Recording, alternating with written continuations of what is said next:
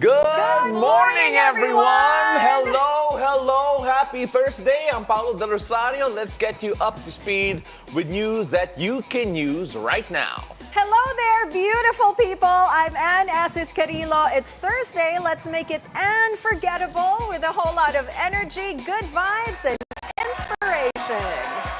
And I'm Monique Tuzon. Join us in the next hour for stories that are mo fun and conversations that matter. Happy Turkey Day, everybody. It's Thanksgiving, but we don't have a feast, so I'm so sad. But it's still tomorrow in the U.S., Yeah, because right? we're in the future here in the Philippines. Yeah, so. absolutely. You know, Turkey Day, I've never celebrated Thanksgiving. Really? Well, because... Well, I guess it's not a Filipino Hindi naman ako thing. Amerikano eh. So, But Filipinos Yeah, but celebrate. Do they really? Yes, It's yes. getting more prominent now. Like I've been seeing on social media, people are having Thanksgiving, and I said, really? So yeah. And you they can actually celebrate. order turkey here. So some people really celebrate you can that. have turkey Yeah. here. I don't think it's as popular as other birds No. in terms of poultry, in terms of what to eat. Chicken's still better. Yes. I mean, like, you know, I've seen people eat ostrich eggs. I mean, that's Yeah. always Ostrich something. eggs? I have seen that. Yeah, I yeah, have not they're tried huge. yet. They're ginormous. Yeah, They're like a whole gigantic. pot. Yeah. I mean, It's like, cool. it's just huge. I don't know how it tastes, but I would say that to those celebrating Happy Thanksgiving, Happy Thanksgiving. And Mo, I don't know if you're gonna have turkey anytime soon. I won't. She I'm doesn't eat sad. turkey. She just eats I the don't sides. eat Yeah, it. yeah, Just you the got that there sides. for the Give me birds. the green The bean sides. casserole, mac and cheese, sweet potato casserole, pecan pie. Okay. Something that That's you the can best. actually have any time of the year. Yeah. But for some reason, on Thanksgiving, they taste extra special. I don't know. According It's to you. so good. I don't know why. Everybody makes it in my family. It's like a potluck. So normally, whoever makes it brings it like every year, and there's always a different twist to it. It's so good. And I'm sad. My family actually called me yesterday. Everybody's flying in because we normally host Thanksgiving at our house. They're like, "Where are you?" I said, "I'm halfway across the world." Well, Just go Zoom celebration. You pardon too many turkeys, and therefore, pardoned you're this year. also exempted from it. Very true. Yeah, I'm but marked safe. let's see though if turkeys can get to one destination or the other today here. Let's see. Let's check the roads. This rush hour, guys. I know, right? Traveling turkey. Let's check out the situation along EDSA White Plains. On the left side of your screens is the southbound lane going to Shaw Boulevard. On the right side of your screens are vehicles headed to Cubao. Still a good time to drive at this time. Now here is a look at the situation along the northbound lane of EDSA Guadalupe. Left side are the vehicles headed to Shaw Boulevard. And on the right side of your screens are vehicles going to Makati. It's still early, so traffic is still a breeze at this time. Now, a reminder to motorists, the expanded vehicle number coding scheme is in place. Since it's a Thursday, vehicles with license plates ending in 7 and 8 should be off the road now until 10 a.m. and again later from 5 p.m. to 8 p.m. From the roads to the skies, because we really don't know if turkeys can fly, we can expect generally good weather with chances of rain later on today. Pagasa says the country remains relatively storm-free. The eastern section of northern Luzon should experience a bit of hot and cold conditions today. With the shear line affecting the region, the shear line refers to the meeting of the cold amihan winds and warm winds from the Pacific Ocean. So it's going to be rainy in parts of Mindanao due to the intertropical convergence zone. Metro Manila and the rest of the country, though, can expect good weather for today. But remember, stay hydrated and be ready for potentially humid conditions, especially at noon. Tune in to Weather HQ later on today at 9 a.m. where we bring you updates whatever the weather, only here on BNC, the Bilyonaryo News Channel. Now, the saga continues between the president and the vice president. In a press conference Wednesday, VP Sara Duterte decries, quote-unquote, harassment from President Bongbong Marcos. She accuses the Marcos camp of seeking her removal from position so House Speaker Martin Romualdez could take over. The VP also cries foul that the anti-terror law, which is approved by her father, is being used against her. We have reached the point of no return, and it is clear, ma'am, na parang they are really going after me. At gusto talaga nila akong tanggalin sa posisyon. And totoo talaga yung mga sinasabi ko na threats sa akin. Meanwhile, Duterte also requested to reschedule her summon at the National Bureau of Investigation to explain her death threats to the first couple and Romualdez. She says it's her priority to be with her personnel during the House hearing on Friday. And now the plot thickens. Quezon City Police District is looking to file charges against VP Sara. That's besides the cases from NBI with regard to VP's death threats against PBBM, the First Lady, and House Speaker Martin Romualdez. VP Sara now faces charges of direct assault, disobedience, and grave coercion. This is in relation to the incidents that took place on Saturday in transferring OVP Chief of Staff Attorney Zuleika Lopez to the hospital. QCPD believes they have a strong case. Now, more from authorities. The Philippine National Police says supporters who flocked to EDSA Shrine last night were paid. PNP-PIO Chief Jean Fajardo showed the press a video of a supposed list of paid supporters. Hundreds of individuals came to the prayer rally. There are some videos na lumalabas po, if I may share again, na yung iba po doon, allegedly, again, let me reiterate, allegedly, were transported from their barangays papunta po doon sa lugar. Pinangakuan daw po na babayaran po sila at pakakainin po. In fact, yung iba po sa kanila ay nagrereklamo dahil allegedly ang pangako sa kanila ay bibigyan sila ng 500 for 3 days pero ang ibinigay lang ay 200 po. Meanwhile, AP Chief of Staff General Romeo Bronner Jr. says he will not be taking charge of the Vice President Duterte's security group. Bronner clarifies her security personnel will only be replaced amid their involvement in a probe launched by the PNP. The AFP Chief of Staff explains the Vice Presidential Security and Protection Group is under the Presidential Security Command. The PSC is made up of members from the Armed Forces, Police, and the Coast Guard. Bronner adds they are also monitoring VP Sara's security since her death could also spark, quote, chaos. The Vice President made the headlines when she remarked about hiring a hitman to target President Marcos, First Lady Liza Araneta Marcos, and House Speaker Martin Romualdez if she gets killed.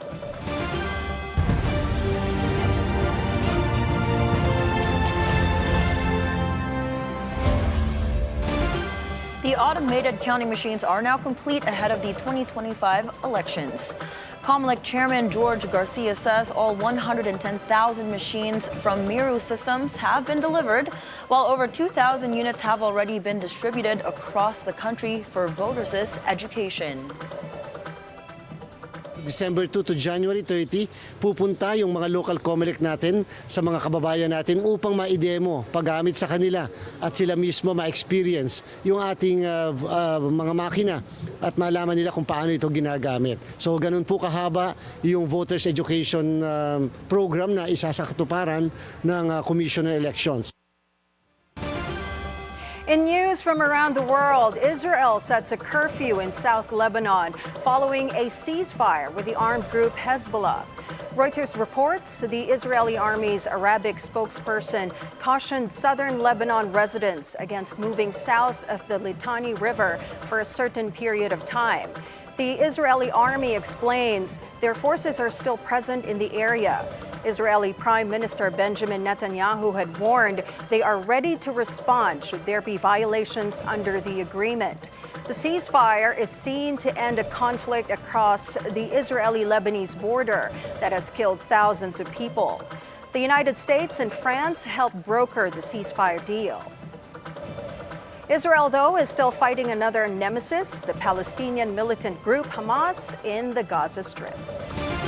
Moving on to sports, Converge Fiber Xers and guest team Eastern starting things the right way in the PBA Commissioner's Cup. The guest team from Hong Kong beat the Phoenix Fieldmasters in their conference opener Wednesday at the Phil Sports Arena 102-87. Former PBA import Cameron Clark led Eastern with 25 points and 11 rebounds, plus 2 steals and a pair of blocks. In the first game, the rejig, the Converge Fiber Xers crushed the Terifir Majid by 29 points, 116-87. Former NBA player Cignal Dela Rosa put up a strong connection for Converge with 25 points and 16 rebounds. Over in college hoops, the Adams and Soaring Falcons are headed to the Final Four in UAAP Season 87 when they beat the UE Red Warriors Wednesday at the Mall of Asia Arena 68-55. Now, Swifties rejoice. Taylor Swift made it to the greatest pop stars of the 21st century. The pop star ranked second, ahead of pop star royalties Rihanna, Drake, and Lady Gaga. According to Billboard magazine, this ranking is based on influence of pop artists in the past 25 years. Next week, Billboard will unveil who the top of the list will be. Many guesses that it will be none other than Queen Bee Beyonce herself. Now here's some Anne-Kabogable news. Anne Curtis just became the first ever Filipino actress and host to have her own wax figure at Madame Tussauds. Sharing the spotlight with Hollywood legends like Nicole Kidman, Brad Pitt, and Angelina Jolie, the statue is now displayed in a museum in Hong Kong. Anne earlier teased the unveiling event on Instagram, saying, "I can't believe it. So that means it's unbelievable." I knew that news was gonna be on For me, yes, it's got my name written on it, literally. Anne-Kabogable. I love it. Anne-Kabogable. Oh, but Anne Curtis is so pretty. Even her Every wax. time I do my Anne puns, Paul's like, And then I'm dying on the side. Well, you know the both of you. Babawi ako. Babawi talaga ako. No, I mean, Yes. he means that Oh, he really yeah, will later we'll see. on. But wait, first of all, take a look at that. No, it looks legit. legit Yeah, it like does. her. I couldn't even tell which one. And was the say, real and, you know, Grabe. and even the outfit is almost the same, save for the color. It's perfect. She's so pretty. But I wanna Lea look Salonga like Anne also has. Curtis. Lea Salonga, and hers right? looks legit Yes. too. Honestly, they do such a great job. Again, Hopefully Madame one day. Tussauds, they're known for Yeah, I that. know. And Yes. it's just, again, incredible looking, fantastic. Oh, look at and that. congratulations to Anne Yes. Curtis for that achievement, of course, for that recognition. And grabe, I'm sure So all our kababayans would love to go to Madame Tussauds just to How do we check get it see out. her. one? How do we get Yeah. a wax figure? I want one too. Maybe You in the gotta future. be a certain level of Like, dang, I celebrity. want one too. Let's claim I it. want to win. Let's manifest it that maybe sometime in the future we'll have our own wax figure as well. Yes. Now- Nothing now- manifests. Now back in the realm of reality, we've got more stories for you here on the show because we'll examine the initial success of Gilas Pilipinas. In the second window of the FIBA Asia Cup qualifiers, guest basketball analyst Jared Dillinger will join us for a discussion live after the break. It's a beautiful day. We'll be right back.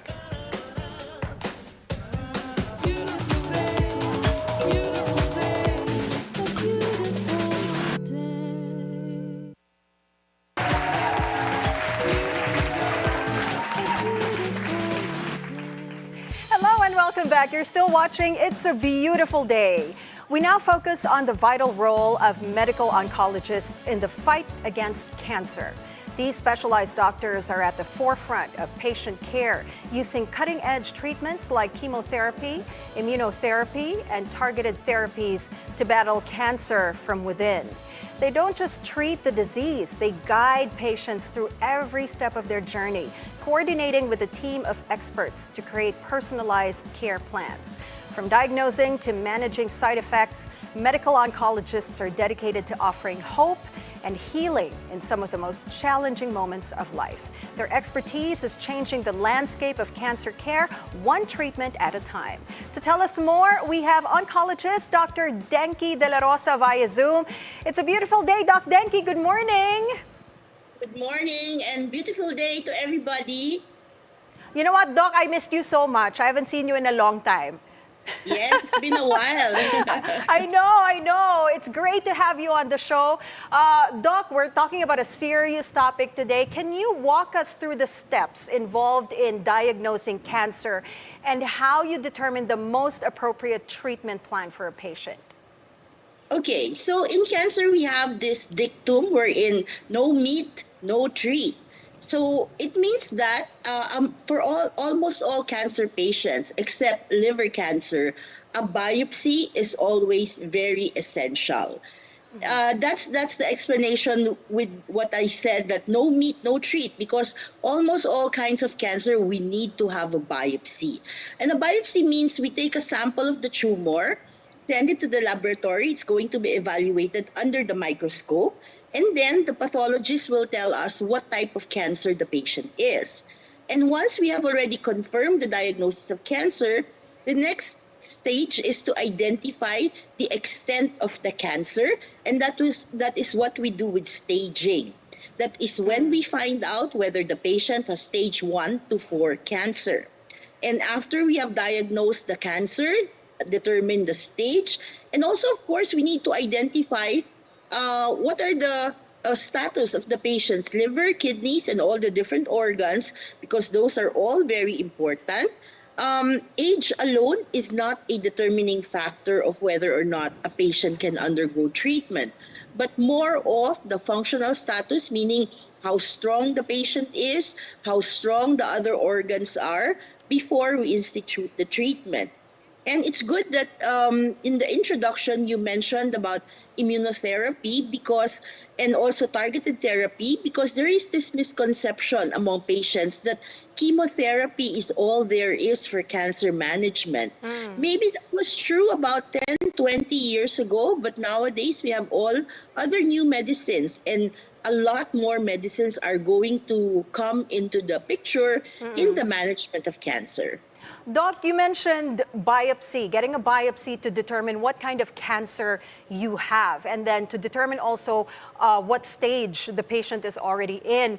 But sometimes we go to the doctor and we find out that it's already too late. We've jumped stages already from 1 to minsan stage 3 na. Is there a way for us to, is there a test that's available to check if you do have cancer? Kasi minsan, di ba, when we don't feel anything, we don't feel pain, we don't go to the doctor. Or if we don't feel mass somewhere in our body, we don't go to the doctor. Meron bang test that we can take beforehand to check, especially if there are cancer patients in the family?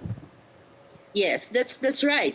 Unfortunately, because the Philippines healthcare system is mostly out of pocket, a lot of patients tend to postpone even if they already have some symptoms. They tend to postpone going to the doctor, hoping that what they're going through is something that will go away.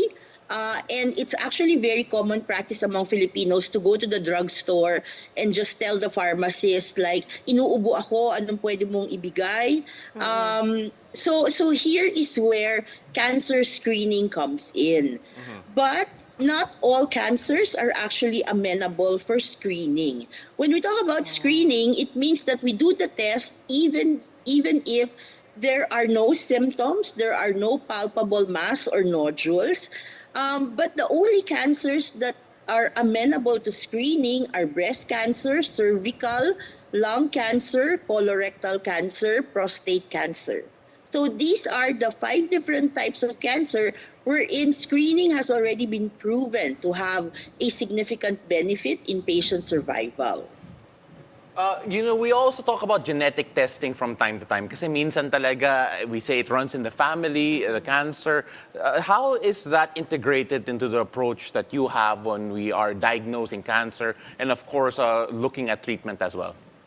Yes. Before we don't have geneticists in the Philippines, but nowadays there are already doctors who have been trained in cancer genetics. However, we don't just do genetic screening on everybody. Even cancer screening, not everybody is going to be a candidate for that. We have certain parameters that we follow in applying who to test for, who to screen for cancer. And similarly, cancer genetic testing, there are also a lot of parameters that have to be followed. For example, the most important here will be the patient's family history. So we look at who among the relatives and what will be the degree of association with the patient at hand the cancer patient has been. So if, for example, who are the very good candidates for cancer screening? Those patients who have been diagnosed at a very early age. because a lot of times cancer is related to lifestyle. And patients who are diagnosed very, very young, these are not necessarily, or probably, I'm sure that lifestyle has a role, but for patients who are very young, this is where genetics plays a bigger role than lifestyle. Now, Doc, you mentioned that cancer is mostly a lifestyle thing. So both of my grandparents, both my granddads, they actually passed away from pancreatic cancer. Both super healthy, they don't smoke. So when that occurs, would you say that's genetics, or is that, I mean, I don't think that's lifestyle, because like I said, they were both super healthy. So what would you say would the cause be for that? Yes, cancer is always a multifactorial disease.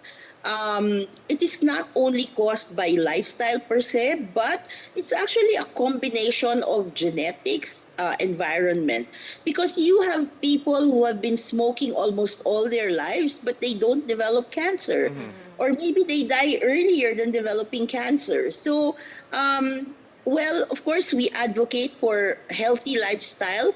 But what I have seen in the clinics is that some patients can really be affected by cancer, even if they've been living, a very healthy life. So it's a mix of genetics, lifestyle, and I would say a lot of luck. Oh my gosh. Luck obviously is it's hard to really rely on as if you ask anyone, especially with a diagnosis. But just out of curiosity, because there are cases wherein, for example, treatment doesn't work, but are we seeing a higher rate of success with regard to the increased types of treatment that we now have available to us? As you mentioned, in the past it was just chemotherapy, but of course right now we're seeing targeted versions of it, and even some different types of medicine and care. Is the success rate rising? And at the same time, how do you deal when a certain treatment is not working, when a cancer is involved, and of course when it recurs? Yes. The chance of being cured from cancer increases the lower the stage is. Meaning the smaller the volume of cancer, the smaller the size of the cancer, and the less extensive the cancer is in the body, increases the chances of being cured. Even if I have mentioned that we have these newer medicines available, not only chemotherapy, a lot of the patients who are stage 4 still remain uncurable. Doc, what role does palliative care play in your treatment plans, especially for patients with advanced cancer?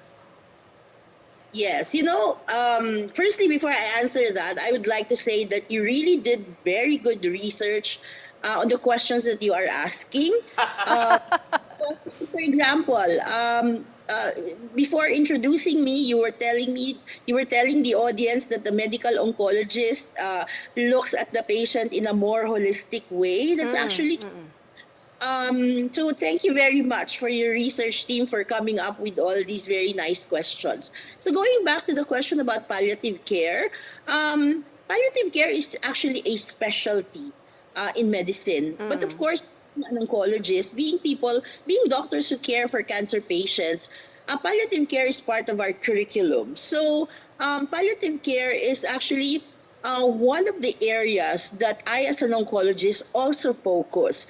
And an example of palliative care would be addressing the patient's pain. Because sadly, about 70% or more of cancer patients throughout their journey can experience some sort of pain, especially in the advanced stages of the disease. Palliative care does not only belong for patients who have very, very advanced cancer. Palliative care can actually be implemented even in the very early stages of cancer.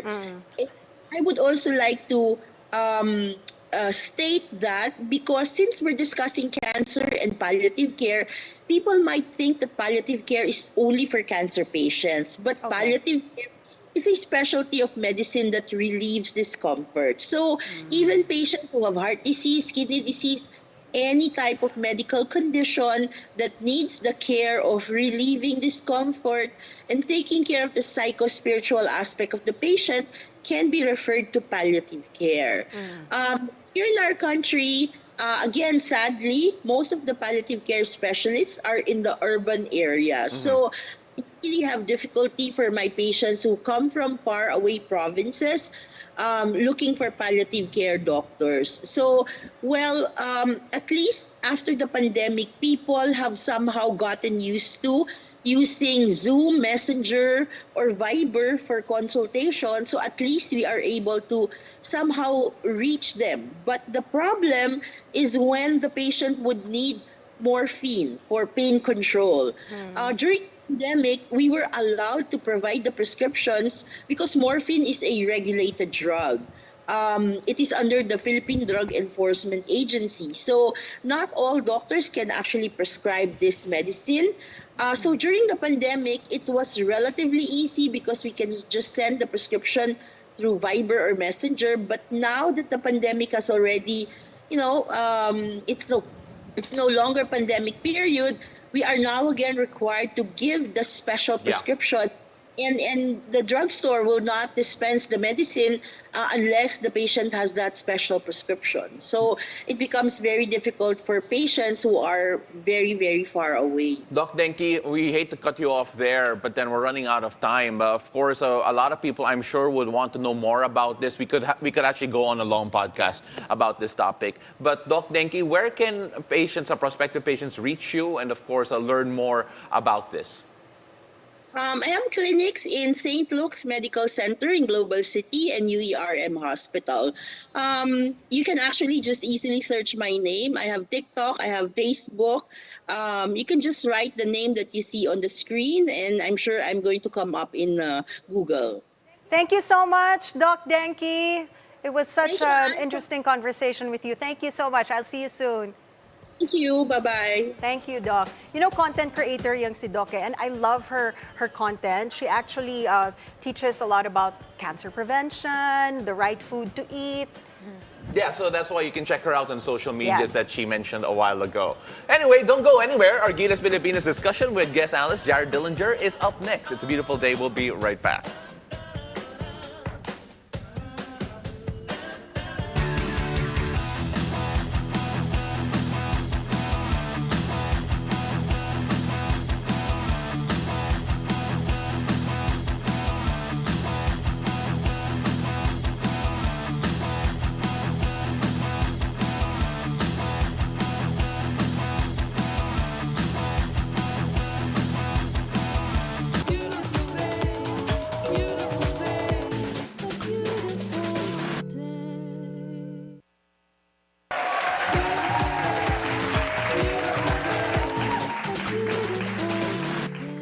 And welcome back. You're still watching It's a Beautiful Day. Now, if you watch the show, you always know that there are terrible, terrible puns that happen because of my partners, Mo and Anne. Terrible. So we're They're not changing, terrible. I'm changing the narrative here by going all the way, and we're doing that with a Gilas Pilipinas story because Gilas Pilipinas has officially qualified for the FIBA Asia Cup next year in Saudi Arabia. The men's national basketball team completed a flawless run here at home in the second window and the most notable victory, defeating the 22nd ranked New Zealand. Now, what can we take away from the latest Gilas campaign? Let's take a look at today's PowerPoint.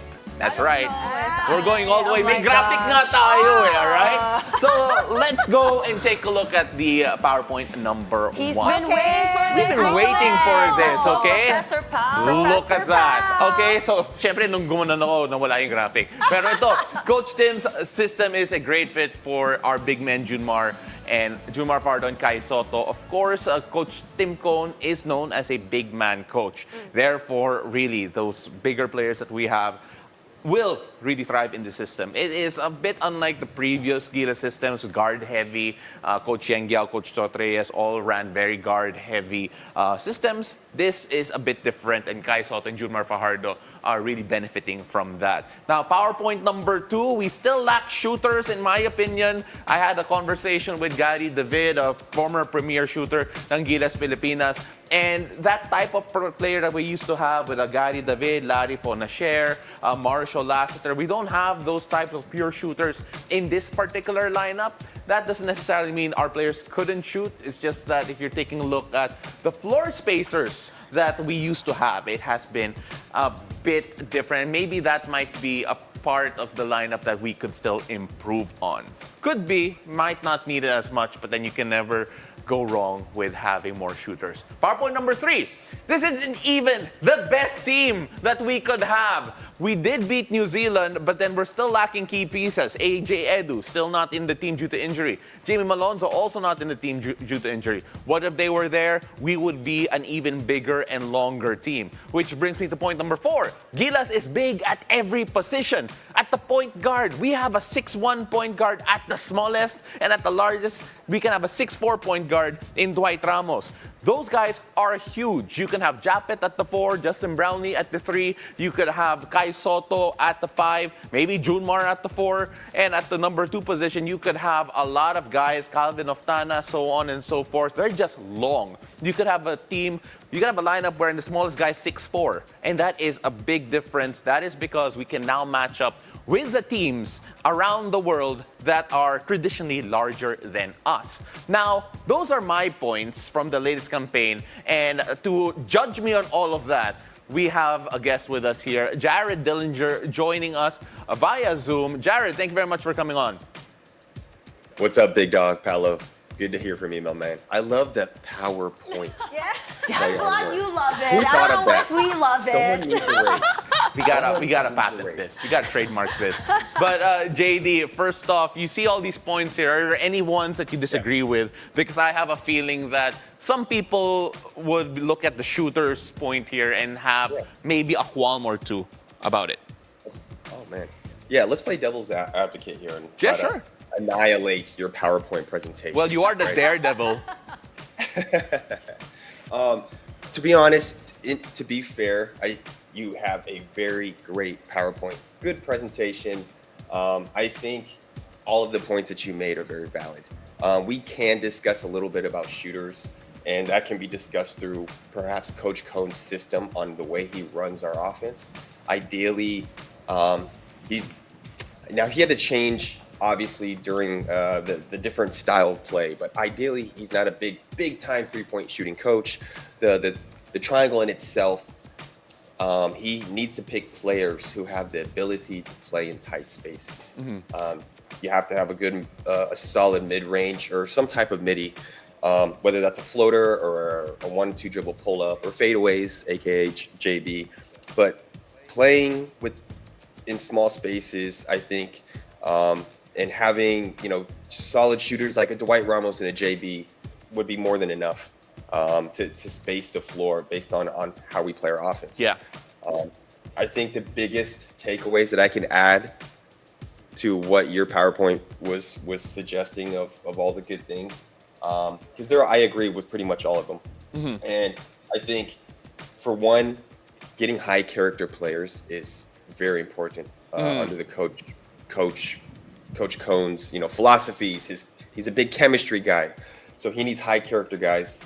Where kind of alludes to my second point that he needs players playing for each other, not with each other.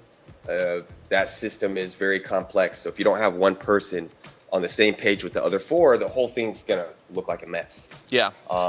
So having everyone buy in, which is extremely important with any system, obviously, but it's still a tough task to do, to get players from top to bottom all buy in. On top of that, they play for each other, not with each other, and then you get a good mixture of high character players, and then, hey, you're getting the result. JD, we're playing the role of educators right now because Mo and Anne here are just basically taking down notes. But of course, we're Yes, literally. a lot of people are wondering. So again, they're seeing the resurgence of Kai and Junmar Fajardo on the international stage, and a lot of people are saying that Coach Tim is getting the best out of him. When I mentioned a lot of times that Coach Tim is a big man coach. Why is it that guys like Kai and Junmar would thrive under Coach Tim Cohn? Well, I think what we need to look at is the way that, again, the system that he created for the triangle, a lot of it gets started playing through our big men. And the biggest key factor on having big men play in his system is that they have to know how to pass the ball. And if you notice, every big perennial player that Coach Cone gets with it, whether it's on his club team or currently now on the national team, they can all pass. Sonny Thoss, Christian Stan Hardinger, Joe DeVance, Junmar Fajardo, Kai Soto, all these guys, they can pass.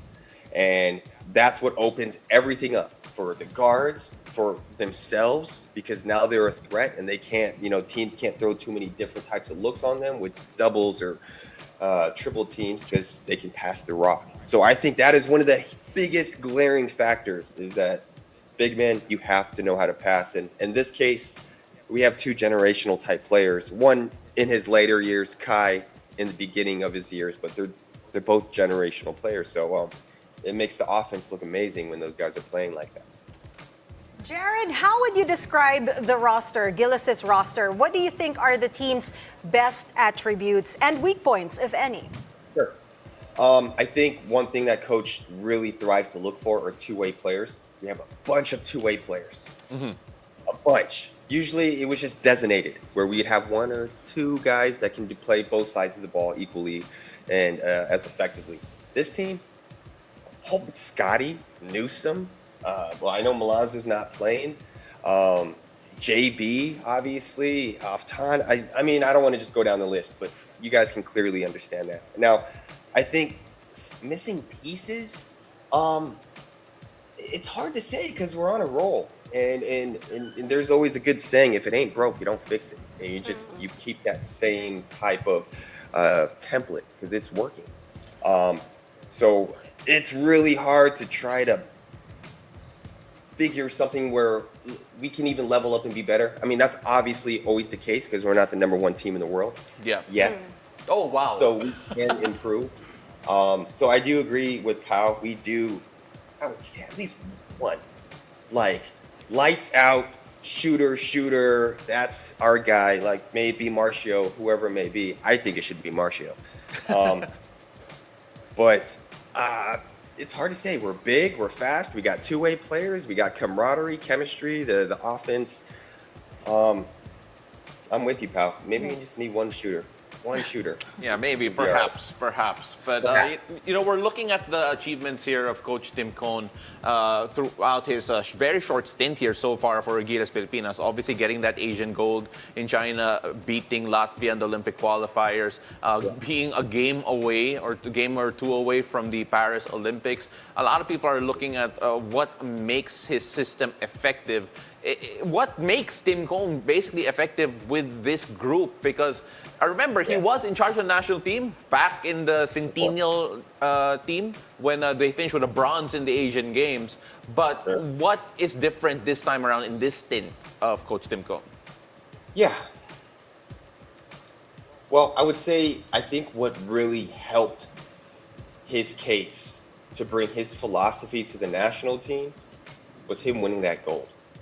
And I think it was such an easier way to get these guys to buy in even more. And, Coach Cone's, coaching career, he's running the triangle the whole time. And I can tell you, throughout his tenure running the triangle, I promise you, these teams that's played under him, there was pushback where they didn't want to play the triangle. And he had to really get it in them to just trust me, buy in, whether we're winning or losing. So I think the fact that wins a gold, been over 60 years, it's such an easier way for the players to dude, we got to buy in, man. We won a gold with this system. We win with this. There is no questioning, We don't know. We buy in right now. This works. It's going to be interesting times, Jared. Sorry to cut you off. It's going to be interesting times here, because of the fact that Gilas is actually not done with the qualifiers, even though they've already made it to Saudi Arabia. Right, Mo? Yeah, so JD, I want to know, you said we're doing really well, and under Coach Tim Cone's coaching, basically, it's a new system, and it's hopefully going to work. How do you think we're going to do moving forward? What is your prediction on how Gilas will do moving forward? Especially in the Asian Cup. Yeah. In the Asian Cup. So I have high expectations for Gilas, like extremely high. Like I said it on Twitter way back that I fully believe we're going to be a top 10 basketball country. And I got some pushback, and this was before we won gold. And I still hold very high beliefs and faith that we can crack that top 10. So coming into the FIBA Asia Cup, like I expect us to win the whole thing. All right, before we let you love go, it. JD, you expect us to win the entire FIBA Asia Cup, but then the big question is that Australia is considered an Asian country in FIBA basketball world. We did play New Zealand, we did beat them. How far are we to taking down on Australia, which is going to be one of the big moving targets, especially when they're at full strength? Yeah, that is really the barometer that we're trying to figure out on how to beat that team. Great group. Those guys play with each other for a long time. They got great leadership, like a guy like Patty Mills. No matter how old he gets, he still finds himself on the national team just because of the value that he can give on and off the court. So it's going to be, they're well coached. They played a long time with each other. So it's hard, man. It's hard to say. Of course, we're going to, come in there gun smoking. We're confident. We'll be prepared. But they are the barometer. So I wouldn't say we're very close. It's a work in progress, but we're definitely moving the needle going forward. That's for sure. Thank you for joining us this morning and, of course, getting your setup ready for us there, JD. It looks great. Great to see you all the time, and good luck in the season with Barangay Ginebra San Miguel. Thanks, my guy. Good to see you, buddy. All right, man. Thanks for having me, everyone. Bye. Now, Pinoy pride on the U.S. small screen as Filipino nurses take center stage in the popular sitcom St. Denis Medical. That story and more after the break. It's a beautiful day. We'll be right back.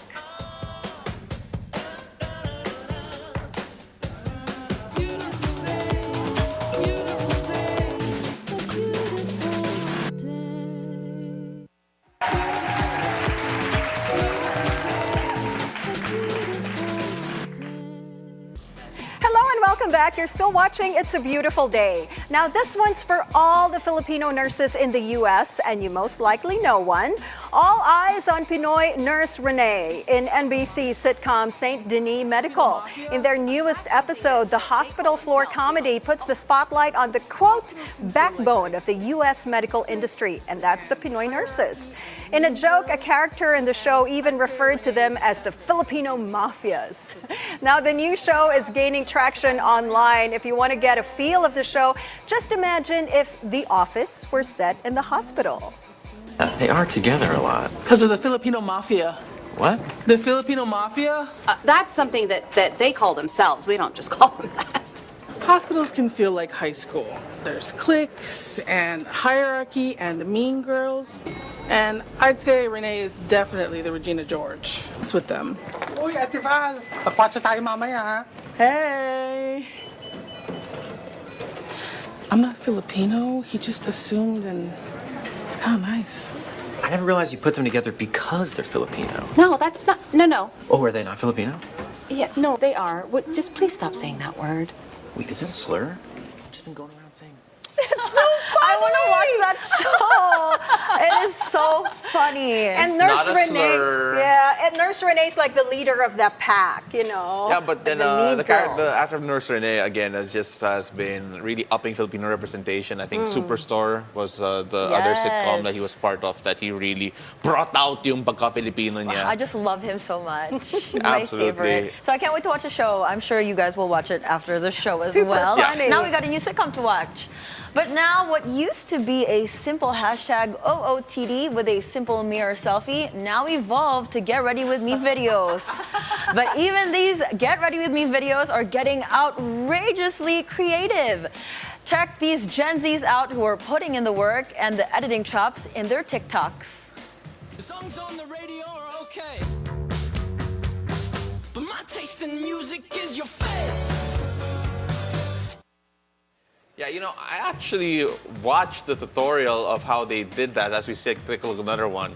They're getting a lot more creative. Again, not only you need to be on the loop about what to wear, you now have to keep up with how to showcase them with the cool edits. it's But as stressing they me out. say, it's all for the vibe, it's all for the plot. And yeah, I mean, Mo, GRWM, it actually does mean something else. Yes. Get ready with Mo. Get ready. That's the next thing that we're going to That's do. gonna be my next PowerPoint, Yeah. GRWM. But you know, I actually watched the tutorials on how they actually did those videos, and it's actually a bit simple.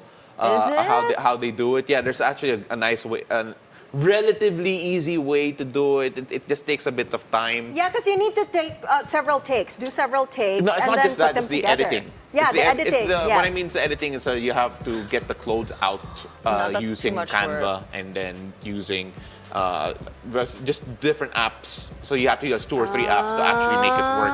But yeah, I mean, like kudos to the creative Gen Zs. It actually Yeah. reminds me of. It reminds me of music videos back in the 2000s. Actually, with like the fish islands and everything. Yeah, yeah. But as a millennial, I will stick to simple. I will just do a straight through get ready with me. This is too much work. Ain't nobody got time for this.